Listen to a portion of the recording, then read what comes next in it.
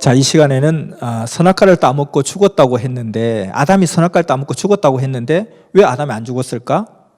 그 이후로 뭐 아이도 셋이나 낳고 심지어 930살까지 살았다고 하는데, 하나님 선악과 따먹으면 죽을 거라 했고 따먹었을 때 너 죽었다 했는데 왜 안 죽었죠? 하는 것입니다. 자, 하나님은 아담에게 선악과를 따먹으면 죽는다 했죠. 그리고 따먹었을 때 너는 이제 죽었다 했습니다. 그 이후로 근데 죽지도 않고 아들을 셋이나 낳고 930살까지 살았다는 거예요. 왜 안 죽었을까? 하나님 말씀 틀릴 리가 없는데, 하나님 또 죽었다고 확정적으로 이야기했는데, 내가 죽었다고요? 죽은 사람이 애를 쏨푹쏨푹 낳나요? 보란 듯이 살았어요. 이게 어떻게 된 일인가? 계시록 3장 1절에 보면 살았다 하나 실상은 죽었다 하는 말이 있습니다. 그리고 마태복음 8장 22절에 보면 예수님의 제자가 예수님께 나와서 우리 아버지가 죽었으니까 장사 지내고 따라가겠습니다 하니까 예수님 말하죠. 죽은 자들은 그들의 죽은 자들로 장사케 하고 넌 나를 따르라 하니까 아멘 하고 따랐다고 했습니다. 죽은 자들은 죽은 자들로 장사케 하라. 이게 무슨 말입니까?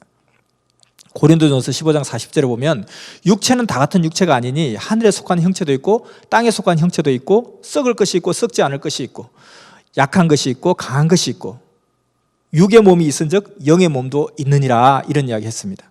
자, 육의 몸이 있다면 영의 몸이 있다고 했습니다. 육이 있듯이 영이 있다는 것입니다. 자, 우리 인생은 세 가지 단계로 나누고 있습니다.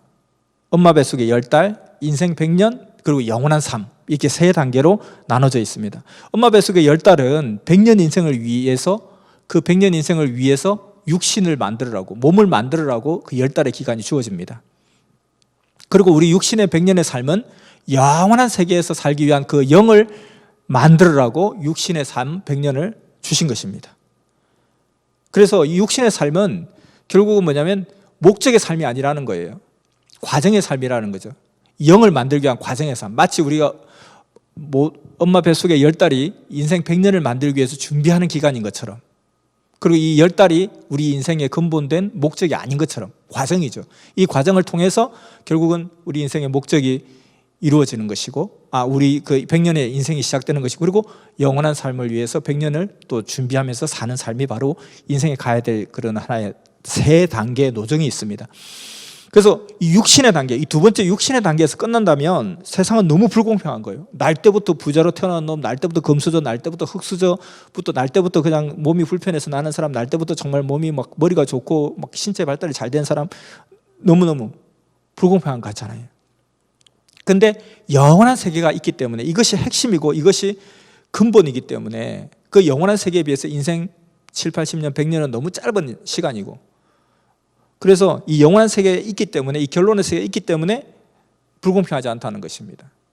자, 고3 수능 기간을 한번 생각해 보세요. 고3 수능생이 막 공부를 열심히 합니다. 공부를 막 열심히 하면, 내가 이렇게 10달 고생하면, 내가 8달, 10달 고생하면 내 앞으로 그냥 수십 년이 막 팔자가 달라져 하고 막 열심히 공부하죠. 근데 그렇게 공부할 때 보면은 왜 나만 공부해야 돼? 다른 애들 다 놀고 있는데 왜 나만 공부해야 돼? 아무도 그런 소리 안 해요. 오히려 그냥, 야, 나도 어젯밤 놀았어. 어젯밤 놀았다. 너도 좀 놀아. 괜찮아. 나도 공부 못했어. 해가지고 그냥, 그래? 제가 공부 안 했구나. 그럼 나도 조금 쉴까? 나는 어제 많이 했는데. 그러면 쉬고 있을 때 쫓아가서 자기 혼자 공부합니다. 더 놀아라, 더 놀아. 야, 더 놀아, 더 놀아, 더 놀아 하면 자기는 계속 공부하는 거죠. 왜 그러죠? 결국은 이 고3 수능 기간은 내 삶의 전부가 아니라 이후에 이 엄청난 기간의 삶을 내가 잘 살기 위해서 준비하는 기간이다. 그러니까 이때는 고생을 사서 해도 괜찮다. 결국 여기에서 승부가 나는 게 아니라 이후의 삶이 내 인생의 승부처니까 라고 하기 때문에, 여기서 왜 나만 공부해야 돼요? 쟤네들 저렇게 팔자 놀고 있는데 왜 나만 공부해야 돼? 이런 소리 안 하는 거예요. 고3 기간이 목적이 아니고 과정이기 때문에 그런 거예요. 그로 인해서 이후의 삶이 좌우된다고 생각하기 때문에. 우리 마찬가지, 육의 세계도 마찬가지예요. 이 고3 기간이 내 인생의 전부다 생각하면은 어떤 놈은 놀고 있고 어떤 놈은 공부하고 있고 진짜 불공평하네, 그렇게 할 거예요. 근데 이게 전부가 아니야. 이건 잠시 잠깐의 하나의 과정에 불과해. 이 과정을 내가 희생해서 오히려 더 큰 내가 목적의 세계를 이룰 수 있어 하기 때문에, 이걸 갖다가 왜 쟤는 팔자 이렇게 놀고 나는 왜 이렇게 공부해야 되나, 그런 소리 안 하잖아요. 근데 이 사람, 이 고3이, 이 고3 기간이 내 인생의 전부다, 내 인생의 끝이다 생각하면 너무 억울하겠죠. 그렇게 하면.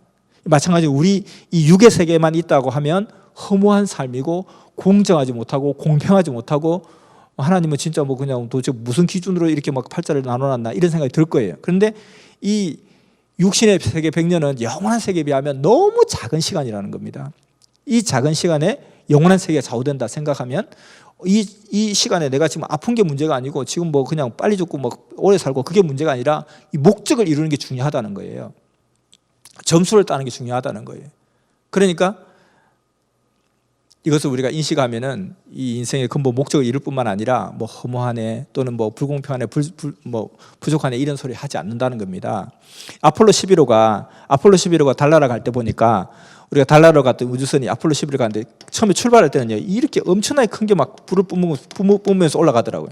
근데 이만한 게 하나 떨어져 나오고 요만한 게 하나 떨어져 나오고 마지막에는 요만한 거 하나 착륙선 하나가 달에 떨어지는 거예요. 달에 가는 건 요놈 하나인 거예요.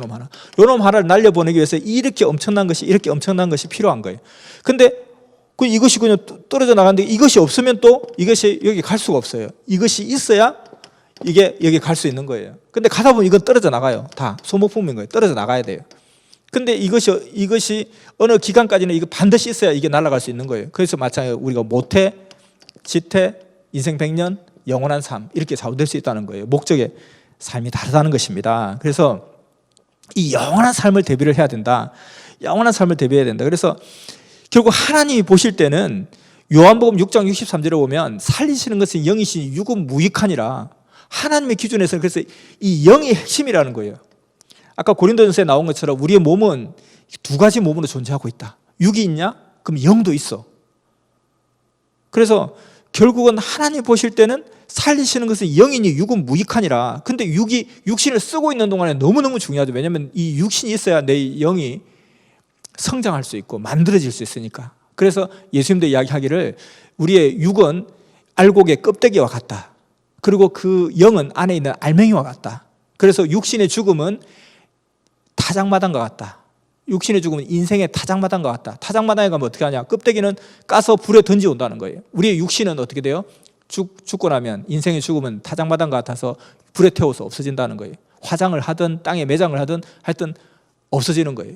그리고 그 알맹이를 끄집어내서 이 알맹이가 실한 알곡이면 하늘 창고에. 근데 알곡이 되지 않은 거예요. 그러면 허무한 거죠. 내가 8개월 동안 죽으라고 농사했더니만 이거 얻었어? 하고 허무하다고 그냥 팽개치게 되는 거죠. 이것이 바로 하나님의 입장이라는 것입니다. 그래서 죽었다는 것은 영이 죽었다는 것이 아까 죽었다는 영이 죽었다. 육은 살아있는 거예요. 너는 선악할 따먹으면 넌 죽었다 하는 것은 계시록 3장 1절에 너는 살았다 하나 너는 실상은 죽은 자야. 살았으면 살았지 뭐 죽으면 또 뭐고 살았다 죽었다 뭐 하는 거예요 도대체. 하나님 보실 때는 영을 보신다는 거예요. 그래서 결국은 영이 죽었다는 겁니다. 육신은 살아있다는 거예요. 그래서 아이를 낳고 사는 거예요. 이렇게 죽었다는데 왜 안 죽었지? 영이 죽었다는 거죠. 성경은 틀린 게 하나도 없어요. 자, 그래서 그러면 영이 죽었다는 건 어떤 게 영이 죽은 거냐? 하나님과 내 영의 관계가 끊어진 것이 죽음이에요. 내 육신의 죽음은 내 육과 영이 끊어진 것이 육신의 죽음이라는 것입니다. 자, 그래서 살았다나 실상은 죽었다 이 말은 하나님 보실 때 하나님과 연결되어 있지 않아서 너는 육신은 살아있지만 영이 죽었어. 그러니까 너는 죽었어. 이렇게 이야기하는 거죠. 아까 말한 마태복음 8장 22절에 보면 우리 아버지가 돌아가셨는데 장사 지내고 할게요. 그래? 그러면 죽은 자는 죽은 자로 장사케 하라. 이건 뭐냐면 육신이 죽은 너희 아버지, 육신이 죽은 너희 아버지, 육신이 죽은 자는 영이 죽은 동네 사람들, 친지들, 영이 죽은 사람들, 즉 예수님과 연결되지 않은, 하나님과 연결되지 않아서 영이 죽어 있는, 영이 죽은 그들로 육이 죽은 너 아버지를 장사케 하고 너는 나를 따르라, 이렇게 이야기했다는 것입니다. 자, 잘 아시겠죠? 자, 그래서 선악과를 따먹고 죽었다 하는 것은 바로 영이 죽었다. 그 영이 죽었다는 것은 바로 관계성의 단절을 이야기한다. 이렇게 이야기할 수 있습니다. 자, 이것으로 마치겠습니다.